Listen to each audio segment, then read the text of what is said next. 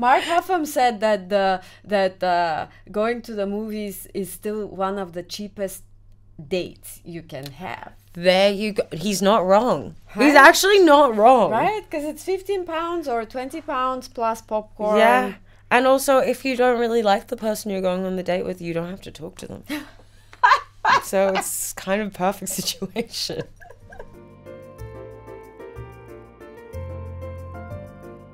Здравейте! Аз съм Милена Иванова, а това е подкастът Неуморимите, създаден в партньорство с Капитал.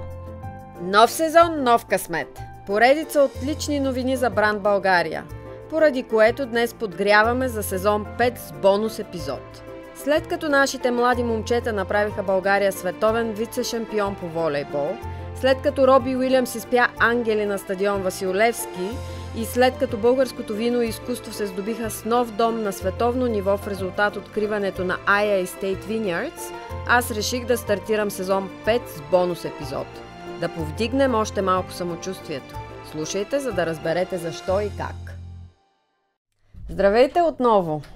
Много се радвам и вълнувам, че в ефира на Неуморимите днес имаме една, цитирам, изгряваща звезда от Австралия.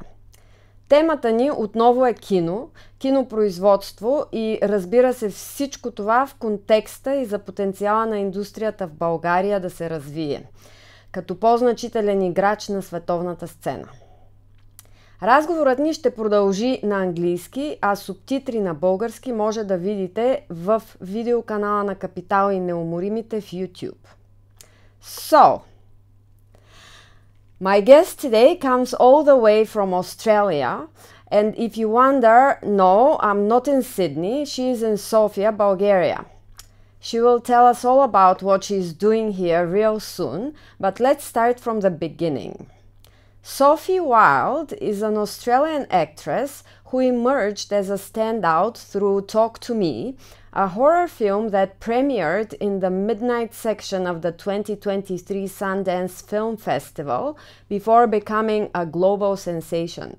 In the film, she plays Mia, a performance that earned her the award for Best Actress in a Leading Role by the Australian Academy of Cinema and Television, a Critics' Choice Super Award for Best Actress in a Horror Movie, and Critics' Circle Best Actress honors, along with nominations for the Saturn Awards, Black Reel Awards, and the BAFTA Rising Star Awards. She was also recognized with the prestigious Trophée Chopard at the Cannes Film Festival as an emerging international talent. Most recently, she played side-by-side with fellow Australian and a living legend Nikol Kidman in Baby Girl. Welcome to the podcast, Sophie. So excited to have you here. Thank you for having me. Really, really grateful. I tell you what, I feel so lucky to catch you a day after you finished shooting. Here and hours before you take off to your next destination. Finally time for a good rest, well deserved. Thank you. Yeah. Very excited. Do you want to say where you are flying off to? I'm going to Greece. I'm going on a nice little holiday. Good choice. With my friends. It's a favorite destination of the is. entire Bulgarian nation. Actually, because it's so close. Yes. And, makes sense. And because really they beautiful. do amazing service and yeah. So yes, Greece. Islands? Islands. Which ones? Paros and Hydra. All right. I've been to Paros, not to Hydra. Yeah, well, thank you. Thank you. Thank you for choosing to spend your last hours here for this year, but not forever. Not forever. I'll be back. With me and with the audience of the podcast. And let's start from the beginning. Who is Sophie Uайлд? I gave the brief professional bio. And by the way, all this in 5 years. Which is crazy, all very of this surreal. in 5 years. So from zero to, yeah. A rising star, congratulations. Thank you. As in, it's not me saying it, it's the critics saying it. I'm only quoting. That's an amazing start to a career. And as I said, you only just began in 2020. So the pandemic was a curse, but also kind of a blessing in some right? ways. And we'll find out why. But 9 titles under your belt in this short span. Oh my God. Exactly. I didn't even realize that. Them. Yes, 9 titles in 5 crazy. years. So it sounds like you've been very, very busy.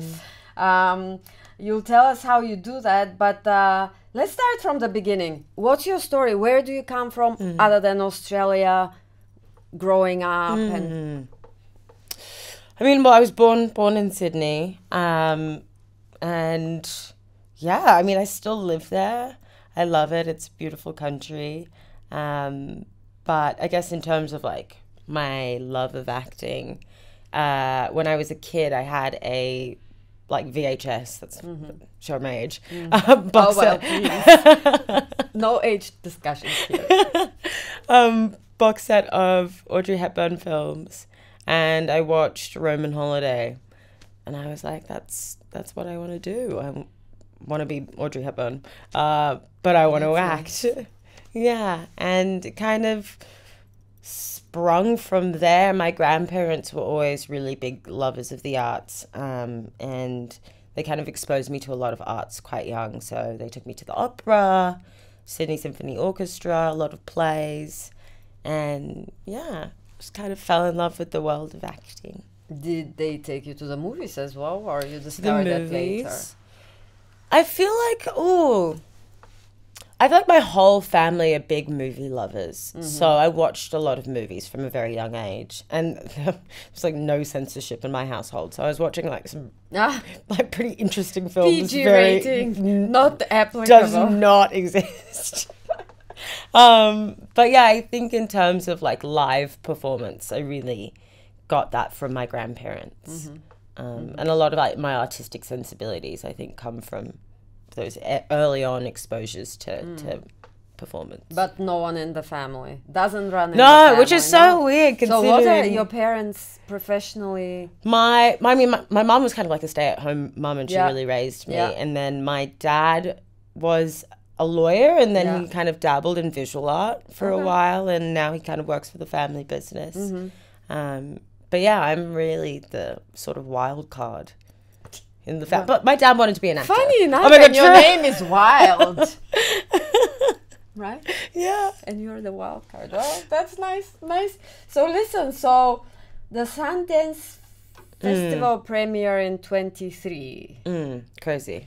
So let's talk about this for a moment. It is the breakout point. That's when little Sophie suddenly walks into the theater, little Sophie, and comes out as something else. So can you walk me through the emotion and the experience and just the entering and coming out and just like, yeah.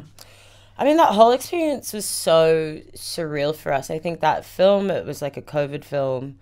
It's Australian. It's not often that Australian films have such a big international impact. So, talk to me. We're talking about, talk to me. Yeah. So I think for us to even get into Sundance was like the craziest thing in the world. Like we weren't necessarily expecting that. But it was interesting. Like I hadn't seen it. Everyone else had seen it because it premiered at Adelaide Film Festival, but I was shooting something. So I remember calling my friends up crying in the bathroom beforehand because I was so nervous. And I'd heard that A24 was there and that Ari Aster was watching. That was my first time seeing myself in a theatre with an audience, my first kind of proper lead role in a film. So it just felt like a lot of pressure. And then I watched it. And then, yeah, it was just very surreal from that point onwards. It felt like it sort of became this like frenzy at Sundance. And suddenly we were going to parties and people were talking to us, and Steven Spielberg's like people who worked with him were like, he's watched it, he loves it, and Danny was FaceTiming Jordan Peele, so it was the most. And Danny's one of the directors, right? Yeah. So it was just like the most surreal experience in the world. The whole time we were just crying, lots of tears. All right. And so, what makes you love what you do, and what on one hand, and on the other, what do you dread about your job, about the work of acting? I mean, I think I love the play of it. I love it. Play. Yeah. What do you mean? I feel like acting in some ways like touches the sort of like the childlike wonderment of, you know, you just go and you play and you're so free to express different parts of yourself that maybe like adulthood contains you to like be proper and be confined and be like a specific way, whereas acting really liberates you, and it's also like deeply connective, and you really have to invest in your fellow actor and invest in them. And, you know, storytelling is a blessing. It's such a powerful vessel for us to explore our morals, our identity, what it means to be a human being. And it feels like a privilege to be able to do that as a job. In terms of dread, I mean, it's scary.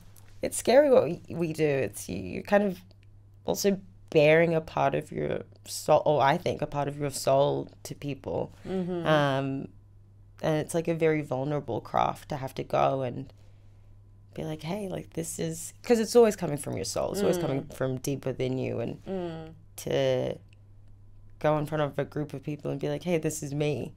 That's scary. And you told me, we were talking in the parking lot before, that you hate hearing your voice. Oh my god, I hate watching myself.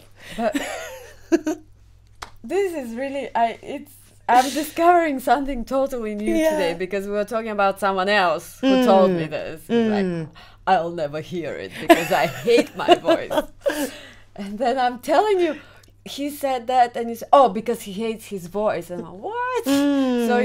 So do you think it's a common thing actually with actors, or? I think so. It was interesting. I did a show with Stephen Fry, and he said that it's completely unnatural for humans to be able to observe themselves in that way, where you're like detached from yourself and you're watching yourself in that kind of detached state.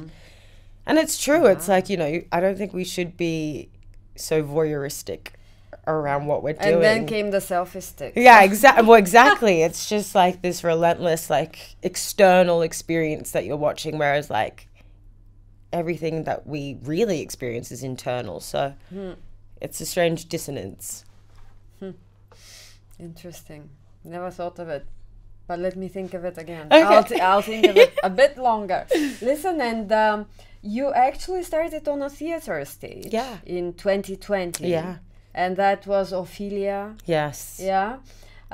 In the Bell Shakespeare production, and then came COVID, so you played only for a few weeks. It was like a week. It was literally a week of shows, and then we got locked down. And then no more theater stage, and then movies. So, would you like to go back to the theater stage? And B, how is theater versus film for you as a professional experience, or as a job? How different, and what did you have to change when you went into a film set versus? I mean, I definitely miss theatre. I love theatre. It's, you know, I went to drama school, and that's mainly kind of theatre training. But it's interesting. I feel like once you get on the kind of role of film, it's sort of hard to go back to theatre. But I really want to. But the difference, I mean, I feel like film is interesting in the sense that like your craft is affected by so many other people's crafts. So film, it's like you do what you do on the day, but then you have a director who's giving you notes, and then you do multiple takes, and then it goes into the edit and they pick their favorite take. You don't have any ownership over that. And then they craft like a narrative of performance that's not entirely your own. Whereas theater, it's like, it's just your body and your voice in that moment on a stage. So it feels more like you're in control of your output, of your craft. But yeah, I mean, they're very different. Again, like theater, you can't really mess up. It's active and it's live. If and you forget your line. Oh, like disaster. So scary. Nightmare fuel. And also, but you have like the sort of beautiful thing of a live audience and hearing them engage with you. Whereas film, you know, it's also amazing because you have time to develop and explore a bit more. And maybe the pressure's not quite as on. But I love both of them at the end of the day. They're very different, but rewarding in different ways. Now I take you on a totally different line of storytelling. You went with your dad to the Himalayas, and then I read that you get lost there, or at least the world thought so, and you reappeared 9 days later. So what was that about? Oh my gosh. I mean, so my dad's like, he's a big traveler, and all throughout school, he would like just take me out of school randomly, be like, let's go on an adventure. And so that was like one of those situations where I had like this like high school drama. It was so silly. And I called up my dad and I was crying, and he was like, let's go to Nepal. And so a week later we went to Nepal, hadn't planned anything, didn't tell anyone where we were going. And then went on a trek, and there was an avalanche, but it was in a different mountain region. So no one knew where we were. Like the last they'd heard, we were potentially going there. And then at the last minute, we changed our minds. And yeah, it just like turned into this huge news national sensation. I mean, it's so deeply tragic because of the avalanche and people actually died. But on the other hand, it's so embarrassing for my dad and I because we're like, oh, you're so fine. But yeah, it was crazy. It was such a weird experience. You were, but it already put you in the news. I know, but the photo they used was actually so embarrassing. Oh my God, it's the worst picture in the world. Oh, we all have our moments. Yeah. Right? So, you've said that drama school taught you resilience. And my question there is, why is that important in the world of film, in your experience, in what you've seen and what you're learning so far? I mean, it's not like an easy job. It's very demanding. You are often asked to be away from home for very long periods of time. You're working really long hours. There's a sort of expectation for you to get things immediately and to like really just bring it immediately. So I think it's resilience in the sense of, navigating all those different facets, navigating spending extreme times on your own, the pressure of the job, the failings of the job, and, you know, it's an uncertain career. I think it's, resilience in the face of that as well. Like, I don't think I'm really grateful for that resilience building, because there have been a lot of situations so far in my career that I've been like, oh, thank God I've got like quite a tough skin, because that would kind of crack a lot of people. Yeah. I mean, because obviously I come and I've seen it behind the scenes, which it's a very different world from what you see on the screen. Not quite so glamorous. It's a very, and it's long hours. And as I was telling you, like, I can picture myself doing many jobs. This one is absolutely not one I can do, because the repetitiveness of repeat that one sentence again. Oh my God, over and over and over again. You're like, I'm going crazy. On the third one, literally, like, I'm like, okay, going crazy. I'm out of here. So it's and the hours could be very long. You just told me you couldn't sleep. No, because we've been on night shoots. I mean, I got home at like 6 a.m. on the last day. I was like, this is so weird. I'm watching the sun rise. But like, that's so common, you know? That's just fully the job. Yeah, and then some days it's daylight, but you're in a studio and it's all pitch day. dark. So it doesn't matter that it's day. No, exactly. It's just night. Like I'm experiencing night for hours. For days. For days. Yeah, so it's official, you're an international talent, right? And there we are in Sofia, Bulgaria, and if one makes it to Bulgaria, then they're absolutely, definitely as international as it goes. Hope you agree with that. I do. Yeah. So, jokes aside, where has acting taken you? You've been clearly, obviously, for all the obvious reasons, been working in Australia, but then now you've been shooting in Bulgaria. Where else? New York for Baby Girl? New York. I've shot a lot in the UK. Yeah. Belfast, Birmingham, a lot of time in London, Australia. I think that's it. So it's the US, Australia and America, and basically so I also heard you do an amazing British accent. Oh my gosh, thank you so much. No, oh my god. But listen, so, and did you have to learn American? Did you do also coaching for American? Yeah. All right, so you know what? You're a polyglot. Oh my gosh, what's a polyglot? Wow, you speak 3 languages. I technically do. I technically do. If accents were a language. I'm going to take it because I wish I was bilingual. See? So I'll take it. Trilingual. So can we do some British accent? Yeah. Tell me about your work in the UK with an UK. excellent British accent. My work in the UK. I mean, I did my first job there when I was 23, and it was in Birmingham, and it was really tough because it was during COVID. So it was my first time away from home, living in the UK. And I was just completely isolated like the whole time, so that was really rough. But yeah, I love the UK. I love working there. Yeah, it feels like a second home. The weather is tough. That's really, really hard. But apart from that, it's like beautiful. You know, London is still home for me, but yes, the weather is a deal breaker. It's hard. The weather is a deal breaker. Yeah. Yeah.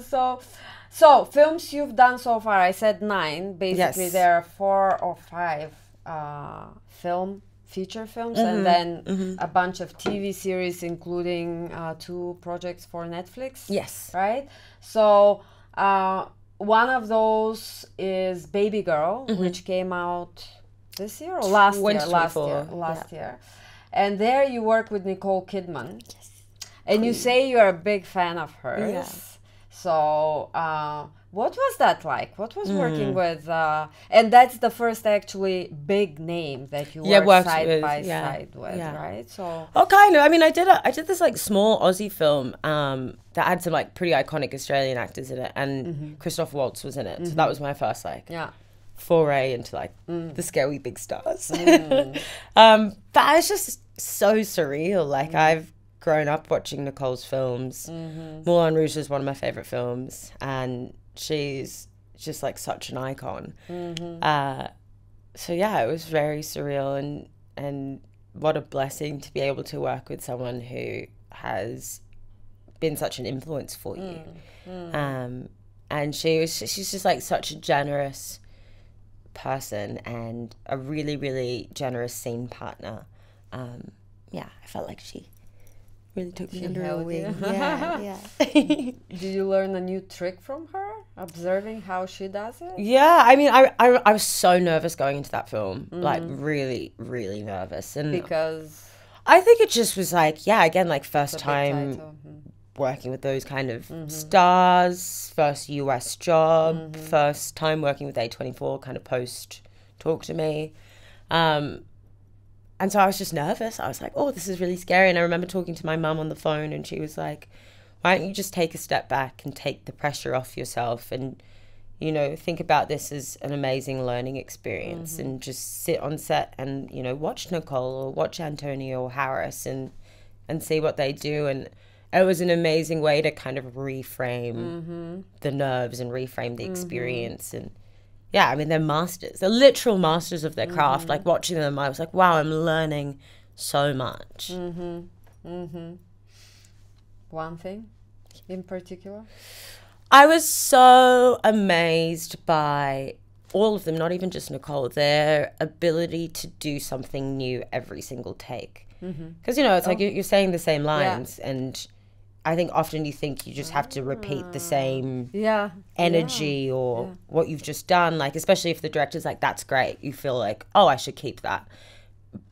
But they were injecting something new every single take. And I thought that was really amazing. Interesting. What's the, speaking of takes, the maximum, the biggest number of takes you've ever had to take? The film I just did in the UK with Alejandro, he will shoot in Yuritu. He will shoot like one scene over multiple days, which I'd never done that before. So, you know, we'd do like one scene and it would take like, you know, 4 days, 5 days, which is like a really interesting way of working because I feel like you sort of get tired and then you find something new. And then it's just like you really have the space to explore, which I think is interesting. Does it mean it takes longer in total? It's a big one. Big process. So how many days was that whole shoot? Yeah. Gosh, how long were you was there that shoot? beginning to end? Or, yeah. I mean, I was kind of coming in and out. But yeah, it was a solid shoot. All right. And then Halina Hain was the director of Baby Girl. Yeah. And so a female director. Have you had other female directors? I have, yeah. I've been So really fortunate. how does working with a female and a male director differ? It's a great question. I mean, I don't know. It kind of depends. I feel like it's like also person to person and different directorial styles. Because I've had female directors who can be like, you know, quite nurturing and maybe a little bit more like into the sort of connection between director and actor. But then I've also had female directors who aren't really like that. So I don't know if I could make a sort of gender distinction maybe between the two, but I do love working with female directors, obviously.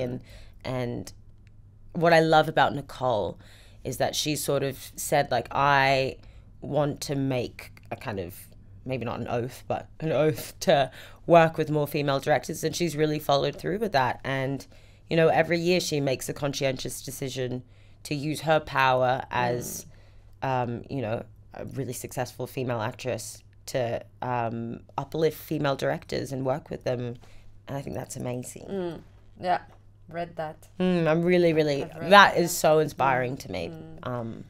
So put your money where your mouth is, or put your time. And so the future of film, you keep talking about film, and and there are quite a few doomsayers saying film is never going back to what it was, and AI now is gonna eat it all up.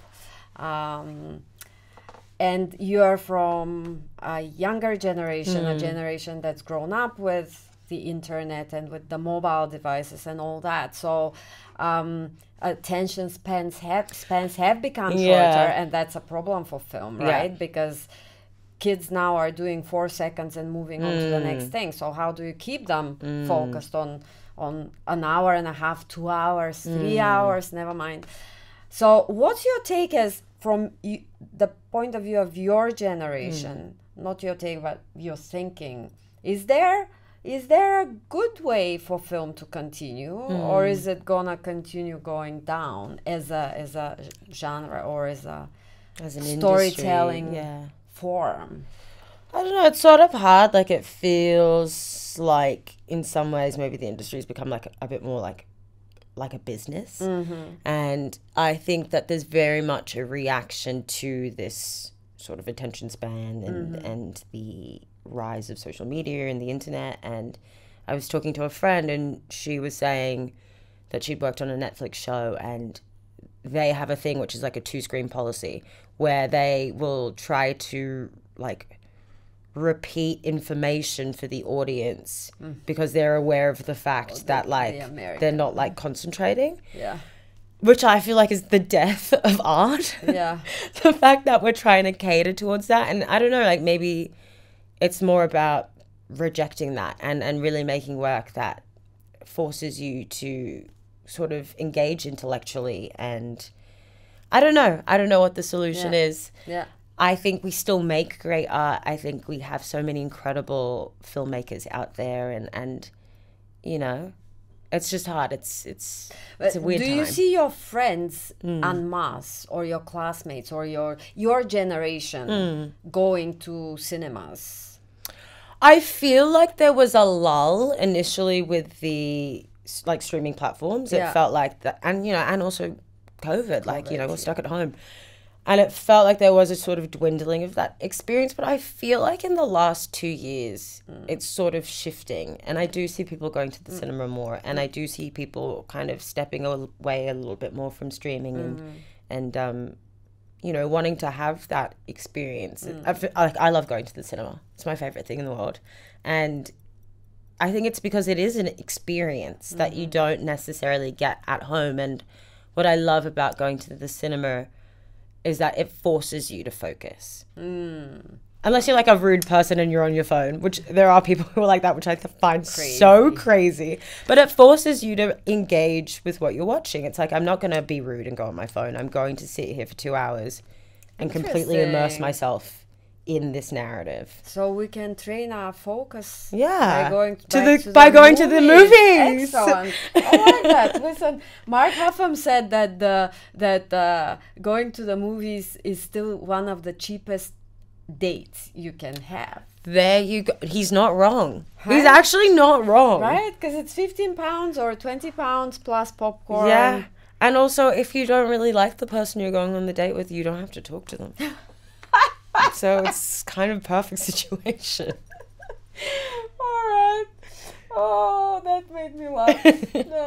So, listen, but I'll quote Mark. Mark Huffam is the producer you just finished working with. He said, I don't think we will ever see in my lifetime the boom that there was in terms of number of films being produced. But, silver lining, I think it is good news for quality. I think people are going to be more selective, but if you make really good content, people will watch it. I agree. So let's marry this quote from Mark with your, it helps you focus, and it's a cheap date. And it's a cheap date. So let's be bullish about film. And human connection, because AI cannot give you human connection, right? No. So let's see how that evolves. But I have a list of quick round of questions. Love so quick fire. We try to be fast here. A living actor you'd like to work with? Oh my God, Viola Davis. All right. An actor from the past you'd love to work side by side with if time travel was a Audrey thing. Hepburn. All right. Director you dream of directing you? Luca Guadagnino. Hear that? Luca. She's here. Preferred genre? Ooh, drama. All right. Favorite film? Paris, Texas. All right. What makes you say yes to a role? Good writing. All right. You like reading? I love reading. Okay. Is there a type of role that you would absolutely not accept?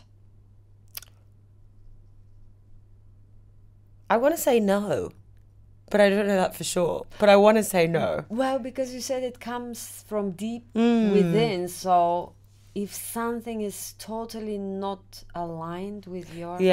That's true. That's true. No idea, because then you can say, I can challenge myself and see if really this is not in me. But then maybe you make a good role if it's really not in you. I don't know. That is a great question. I don't know. I mean, I do turn down things, so I guess... So what but what makes you turn down a thing? I think, I feel like writing. Okay. You know? The story. The character. The script. If it's, Yeah. All right. Favorite on-screen partner or partners so far? That I've worked with? Yeah. Oh, Oh my gosh, there's so many. I've worked with so many wonderful people. I'm going to say Markella because we just shot Watch Dogs together. You'll tell us in a love second her. who is Markella. And there's an interesting story you told me there as well. So, do you consider yourself lucky? Yes. Mm-hmm. And your lucky break was? Ooh, I don't know. I mean, like, talk to me maybe in like a more like springboardy sense, but like even just getting my first job, that was lucky. What a blessing. Yeah. Favorite place on earth? Japan. Oh, I love Japan. oh, we are meeting in Japan. This is like, get me on a plane there any day. I jump. Literally the I'm most there. beautiful country. Yes. First two things you do in the morning besides brushing your teeth. Oh, I like to listen to affirmations in the morning. Okay. I feel like it's a nice way to like Do you start have an your app, day. or- Honestly, I'll just go on YouTube. Okay. I'll just go on YouTube and I'll play those affirmations and I'm like, I feel like it like sets your mind for the day in terms of like gratitude. And I feel like that's something my mum told me. She's like, you need to practice more gratitude. And I'm like, that's me trying to practice more gratitude. What an amazing mom. I She taught you know. some I great know. things. Well, you know, like it's, again, like this industry is so destabilizing sometimes. Yeah. And, you know, you get really caught up in your head. And she's like, Just come back to come back to earth. earth. Favorite food? Mashed potato. Okay. The real potatoes. Yeah, I not love the powder potatoes. ones. No, that's crazy. And best vacation spot? Ooh, probably I'm going to say Greece. All right. Because I Okay. love Greece. Well, that's great. So you'll keep coming to that part No, of the literally. world. I went last year. Right? Yeah. Even like almost the same day. No, to the same day. To the yeah. same day. Yeah. So basically, next year this time I'm we'll gonna do be episode back. 2 with you. Exactly. And then all right, I like that. So your biggest fear? oh, I feel like I've always had a fear of failure, but I'm trying to work on that. Well, that's ambitious people. They always, it never goes away. So yeah, and that's why they succeed. So Watch Dogs. Watch Dogs. Watch Dogs. Watch So Dogs. what is Watch Dogs? So we switch now to Bulgaria Yes. and to what you've been up to here. Yeah. Tell us all about Watch Dogs. Of course, not breaking your contract. No. Because someone's gonna really kill me then. So what was Watch Dogs? What is Watch Dogs? Well, it's a film that we Yeah. just shot here, but it's based off IP, and which is a video game that was really, really popular. They have 3 of them.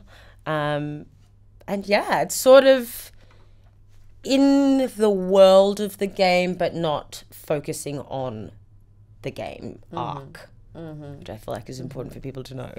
And is it drama, action, horror?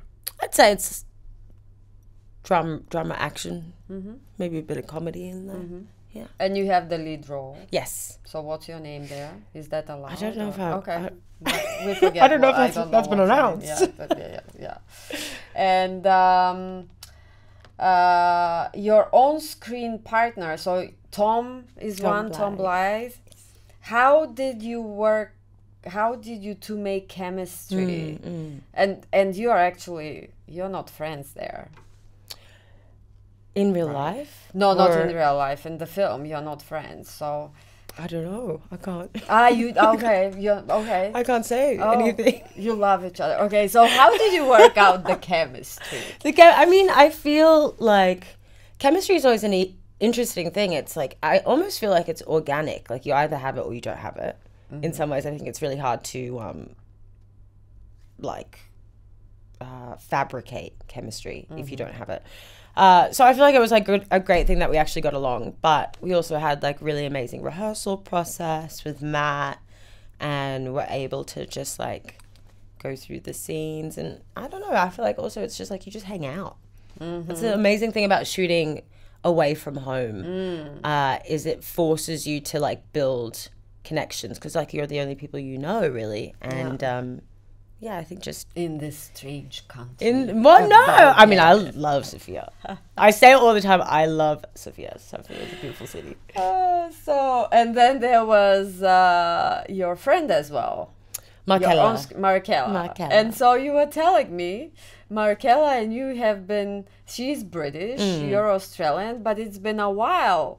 It's been a while. I mean, it's been interesting. Like I guess the industry in Australia is kind of relatively small.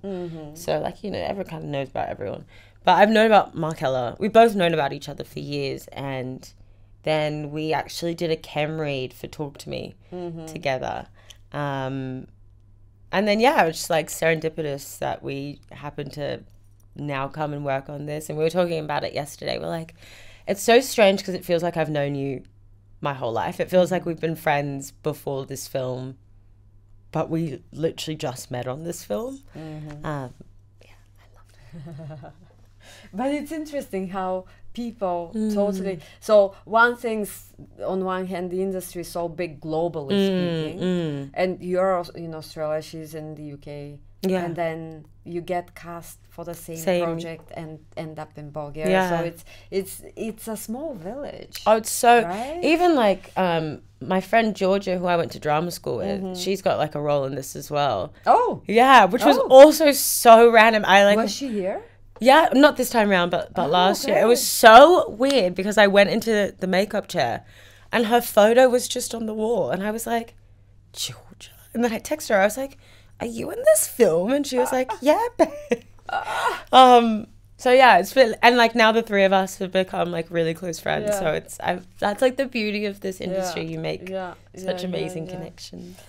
And Mathieu, yes. Legend. Your director. Oh, legend. There you go. Need we say more? We are not going to say anything more. I was going to ask you anything you want to say about Mathieu. Legend. There you go. Nothing bad. No, oh my God, he's wonderful. He's so insanely talented. Really like just positive energy, which I think you really, if someone's like helming the ship, that's a hard job. But for him to be so grounded and kind and warm all the time is a blessing. Like, you know, I feel like directors really set the tone on a set. Directors and like lead actors set the tone, and yeah, legend. Did he help you? Were you stuck at some moment and did he help you, or that didn't happen? No, I think always, you know, like as an actor, you're always trying to figure out things, and you know, things aren't always clear to you, and I guess that's the beautiful thing about an actor-director relationship is they guide you, or you unlock things together. Magic happens, and that's how magic happens. Are there universal truths about life in the film, in Watch Dogs? Oh, that's the big stories that don't matter. The detail is, in a way, is there any one or two friendships or betrayals or love, or? I think it's like probably fundamentally about love and the lengths you'll go to protect the people you love. And it feels like it's like a really beautiful story about like female friendship and female relationships. Yeah. All right. And then you did all of that in Bulgaria. And yes. And so therefore 2 summers in a row you've been a Bulgarian resident. I've been a Bulgarian girl. Resident. And I want to talk about Bulgaria, your experience, your impressions. You realize you've spent more time in Bulgaria than 99.9% of the population of this planet. So that's pretty impressive. So how does shooting here compare to other locations? Again, we said quite a few different locations in the UK you've done, New York, Australia. How do things feel here? I mean, I think the thing that I was just like so struck by was like how, I mean, but this, and I think this is applicable worldwide, but like to talk specifically about working here in Bulgaria, like the crews, so wonderful, so kind, so generous, so hardworking, and just like exceptionally brilliant at what they do. And, you know, yeah, I'm always just like completely in awe of crew and what they do. And yeah, I really felt like, you know, you make a little family, and I was just, yeah. So that's the good. What's the bad or the ugly? There's always something. So what needs improving? Okay, if we frame it more positively. Oh my gosh.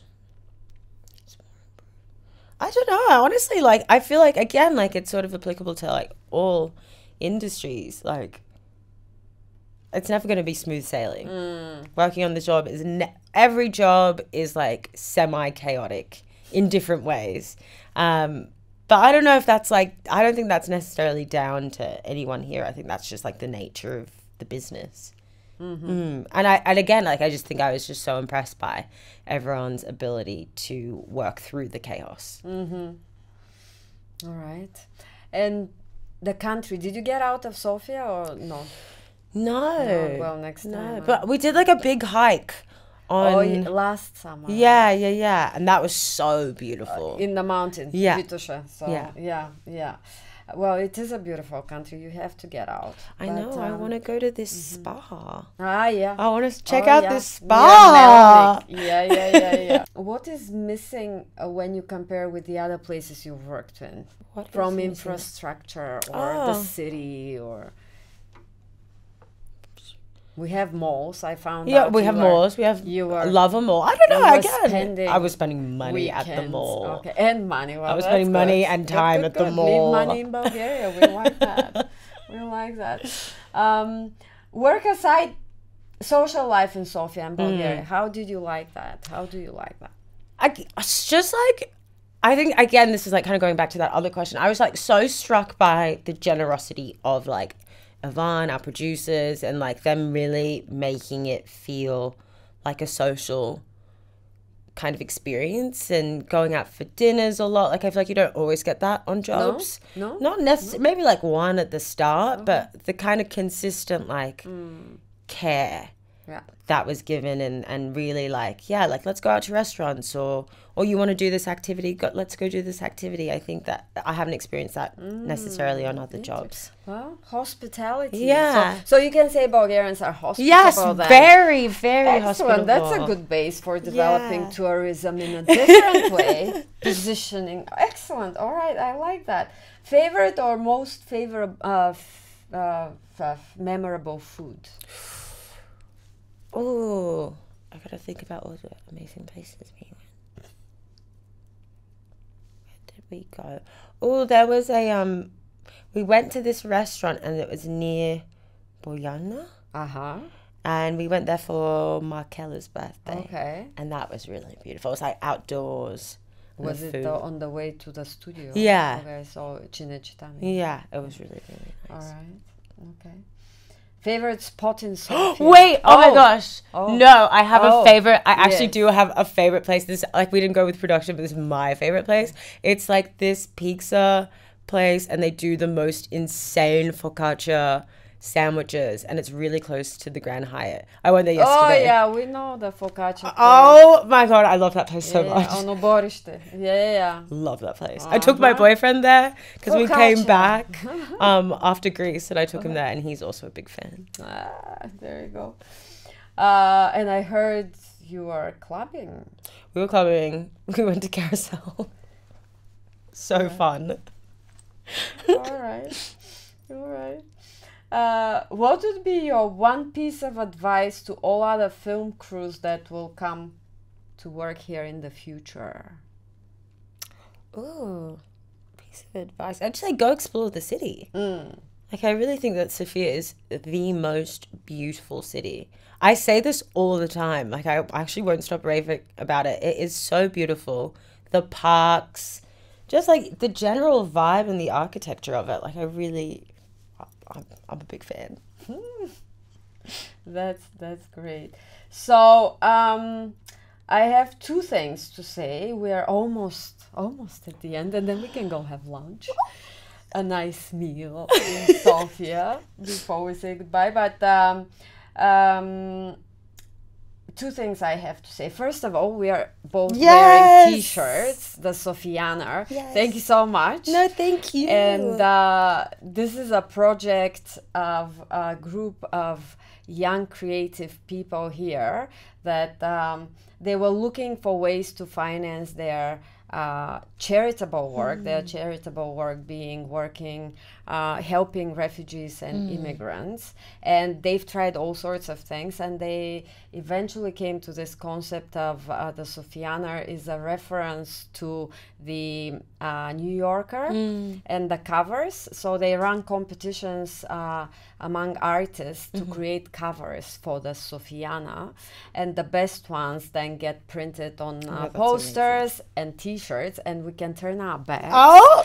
And that's so yes. So these are two of the posters, and I am supporting and helping them get this to the next level. So thank you so much. But Sophie and the Sofiana.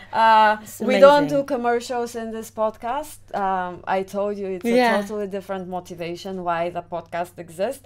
But I love helping others who do good stuff. So thank you for helping as well. Thank you. And now, you know, I told you what the reason for this podcast is, and it's looking and building the dream of what Bulgaria could be on the basis of our talent as people, of our experience, of everything that we have. So that's what drives me to tell people stories. And where people like you come in is tell us the story of Bulgaria through what you see. So I love you telling the story, and I love you telling that it's a beautiful city and all that, because there is this prejudice or this, we are quite poor in communicating to the outside world.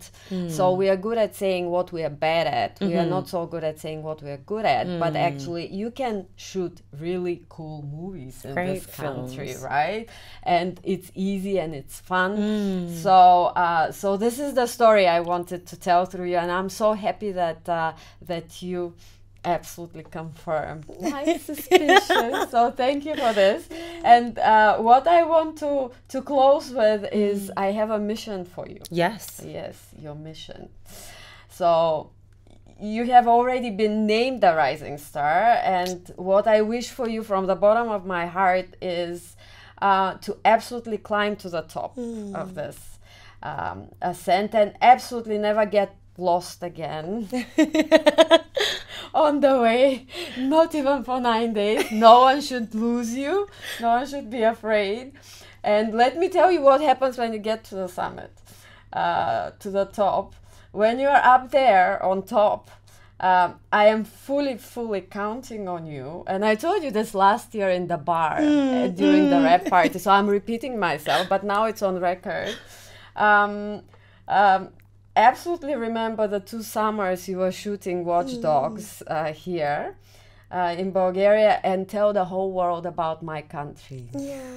So I officially appoint you an ambassador at large for Bulgaria. Remember, you have this title now. We'll put it on Wikipedia in your credits. No, please She's an ambassador for Bulgaria. Wait, this is so funny you say this. I was literally saying this to Markella yesterday. When we were walking in the park, and I was saying, again, for the millionth time, I was like, I love Sophia. I was like, I should be a spokesperson for So now I've appointed you. So you have a job. It doesn't pay. It's volunteer That's fine. work, I love to volunteer. Yeah, there you go. So that's your mission. And with this, we close. And this was a conversation with Sophie Uайлд, Best Actress in a Leading Role by the Australian Academy of Cinema and Television, a BAFTA Rising Star Award nominee, and already, not a future, but already an ambassador at will for Bulgaria. Thank you, Sophie, for the time and this amazing conversation. I really loved it. Thank you. I hope you had fun too. Thank you for having me. Yeah. Ако този разговор ви хареса и сте любопитни кои са другите гости в новия сезон 5 на Неуморимите, харесайте и ни последвайте в YouTube или предпочитаната от вас стриминг платформа. Ако познавате обикновени, необикновени българи, пръснати по белия свят и чиято история непременно трябва да бъде разказана, пишете ми на mечта@неуморимите.org. Създател и автор на Неуморимите съм аз, Милена Иванова, в партньорство с Капитал. Продуцент Иван Дойков, Dare Films. Оригинална музика Петър Дундаков. Миксиране и монтаж Павлин Даскалов. Изпълнителен продуцент Капитал Ювия и Зет. Отговорен редактор Капитал Зорница Стоилова. Очаквайте нови епизоди от сезон 5 всяка седмица в любимата ви стриминг платформа за аудио или YouTube за видео. Благодарим, че ни слушахте или гледахте.